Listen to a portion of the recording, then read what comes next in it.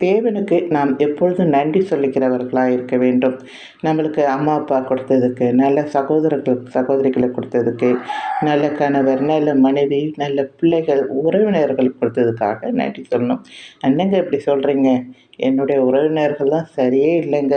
என்னுடைய பிள்ளைங்க ரொம்ப மோசம். என் கணவர், என் மனைவி ரொம்ப மோசம்.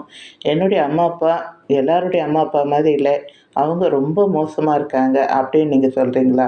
இல்லைங்க. இதுக்கும் நீங்கள் நல்லது நன்றி சொல்லணும்.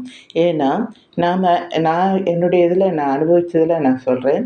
இவங்க எல்லாரும் வந்ததுனால தான் நெறைய காரியங்கள் அதான் சொன்னேன்ல, நல்லதை யோசிக்கணும்னு சொல்லிட்டு. அந்த நல்ல விஷயங்களெல்லாம் நம்ம யோசிச்சுட்டு, இந்த தீயதெல்லாம் நம்ம மறந்துட்டோம்னு வச்சுக்கங்களேன். அப்போ நம்ம இந்த அளவுக்கு கஷ்டப்பட மாட்டோம். ஏன்னா, இந்த தீயது வந்ததுனால தான் நான் ஆண்டவரை இறுக்கமா பற்றிக்கொண்டேன். தாவீது சொல்லுவார்ல, "உபத்திரவத்தில உம்முடைய பிரமாணத்தை நான் கற்றுக்கொண்டேன்" என்ன மாதிரி எனக்கு இதெல்லாம் நடந்ததுனால தான் நான் ஆண்டவரை இறுக்கமாக பற்றிக்கொண்டேன். அவருடைய வேதத்தை வாசித்தேன். அ அவரை துதிக்க எத்தனையோ பாடல்களே ஆண்டவர் எனக்கு கொடுத்துருக்கிறார். 420க்கு மேல நான் எழுதிட்டுருக்கேன். பாட்டு, மெசேஜும் அதேபோல. ஆண்டவர் என்னை அந்த அளவுக்கு அவருடைய பாத்திரமா என்னை வளைத்து, என்னை யூஸ் பண்ணிக்கிட்டு, அதாவது பயன்படுத்திக்கிட்டு இருக்காரு. நான் ஒன்றுக்கும் உதவாத பாத்திரம். என்னைய ஆண்டவர் பயன்படுத்திட்டு இருக்காரு. என்னை ஒதுக்கப்பட்டாங்க ஜனங்கள். அவர் எனக்கு வேண்டும் என்று என்னை ஏற்றுக்கொண்டு, அவருக்கு பாத்திரமா என்னை வளர்த்துட்டு இருக்காரு.